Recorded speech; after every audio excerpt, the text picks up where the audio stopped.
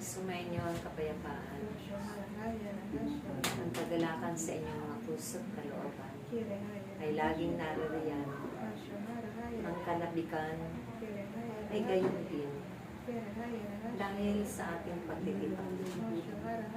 Kayong lahat ay inihahanda ninyo, ang paglalaan ninyo ng oras at panahon, para sa gawain ng Diyos. Yan nga nararapat isipin lagi, ang bawat isa sa inyo, upang kayo man, ang inyong mga pangamba, mga pag-aalala, ay hindi yan ang mag-ahari, kundi ang kanabikan natin, ang pakikipagtipan sa Diyos. Laging tatandaan ang oras ng tipanan, upang itong magbibigay kapayapaan, magpupuno ng pag-ibig, kagalakan, kababaan ng kalooban, pag-uunawa, pagtitiyaga at pagtitiis, pagsasakripisyo, pag-aalay ng buong buhay ninyo sa Diyos na makapangyarihan sa lahat. Walang dahilan na hindi kayo makakarating sa bawat gawain ng Diyos. Dahil nariyan ang Banal na Espiritu Santo, upang kayong lahat ay paalalahanan ng inyong mga tungkulin, at siyang magbibigay hudyat at mga mensahe, upang ang lahat ng mga ipinaaabot ng Diyos na nararapat ninyong gampanan ay inyong matugunan sa pamamagitan ng kanyang kalooban. Hindi man ninyo ito ang kagustuhan na kayo ay maging isang lingkod ng Diyos.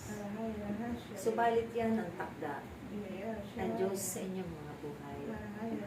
Kaya't napakapalad ninyo na isa kayo sa pinili at hinirang niyo upang taga panalangin at tagapaglingkod niya sa inyong mga kapwa, higit sa Diyos. Maraming ibig maglingkod, subalit hindi pa napapanahon ang pagpili at pagtawag sa kanila. Subalit hindi pa ikatakda ng Diyos ang mga araw na yun. Kaya't kayo man ay huwag ninyong sasayangin pa.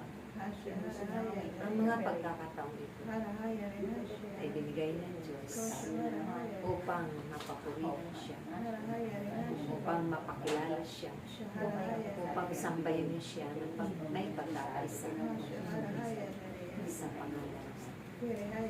Naway ang lahat ng bagay na mahalaga ay pahalagahan ninyo, pakaiingatan ninyo, at itago ninyo sa iyong puso't kalooban.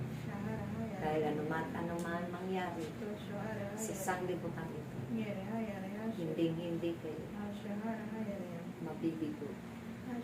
Laging katagumpayan, at nariyan lagi ang pag-iingat ng Diyos sa bawat isa sa inyo, dahil isa ito sa kanyang pangangalaga na inyong pinangahawakan, sinasandigan, magpakailan.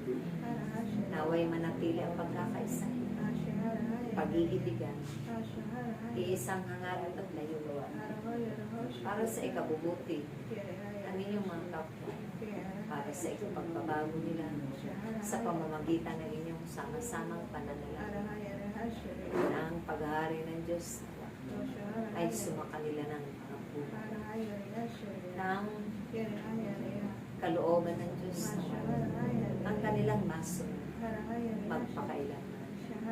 Naway baguhin ng Diyos ang kanilang mga kaisipan, ang kanilang mga puso't kalooban, na manangan ng tuluyan at manatili ay ang Banal na Espiritu Santo, siyang kapangyarihan niya upang ang paghahari niya sa kanila ay siyang mangibabaw at mapangyayari sa araw-araw.